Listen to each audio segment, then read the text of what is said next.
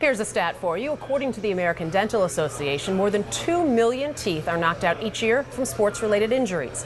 But a new fashion trend in sports may be the ticket to bringing that toothless number down. There was the short shorts era, then the long shorts era. Tattoos were all the rage. Hairstyles came and hairstyles went. As for the latest fashion trend, whether it makes you smile or protects your smile, it's a still growing movement providing both style and substance. We're talking mouth guards. They've come a long way from the bloated chunks of rubber that athletes choked on years ago. The slimmer custom-made models are emerging on smiles with greater frequency, whether it be in basketball, football, or even MMA. The updated version allow athletes to breathe easy while they wear them. That's because the high-end mouth guards are custom made from stone molds of each individual wearer's mouth instead of the one-size-only boil and bite version. The mouth guard industry is an estimated $40 million a year business in the U.S. And while most of the traffic is through sporting goods stores, where the boil and bite guard is the choice 90% of the time, at the elite levels, custom-ordered mouth guards have gone vogue. So how do we trace the roots of this latest fashion trend?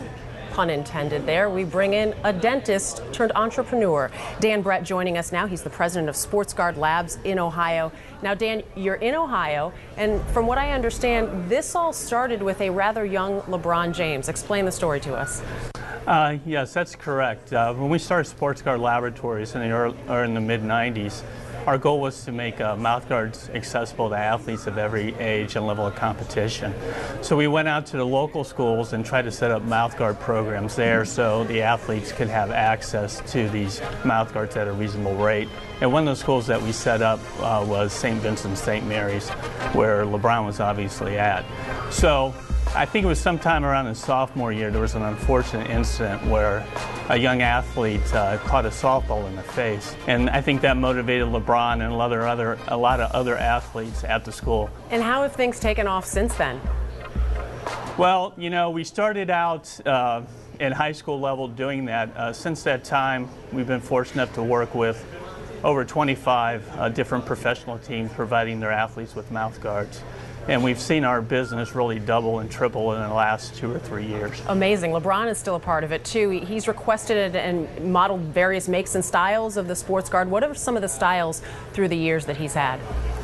Well, when he was in high school, we pretty much started with a gold one at the time. And I don't know if it was LeBron or the athletic trainer Brian Knight there or myself decided that, you know, we've got this mouth guard, how can we kind of jazz it up? So someone came up with the idea of putting King James large in the front where everyone could see it. Then when he got into the NBA, he didn't wear them for a few years. I think he wanted to show off his $1 million smile. But as he got farther into his career and saw how physical the play, especially in the playoffs, I think he decided he needed to protect that $1 million smile some. So we started making him clear mouth guards. Dan, it's certainly a trend out there. We appreciate you joining us. Thank you. All right, thank you very much.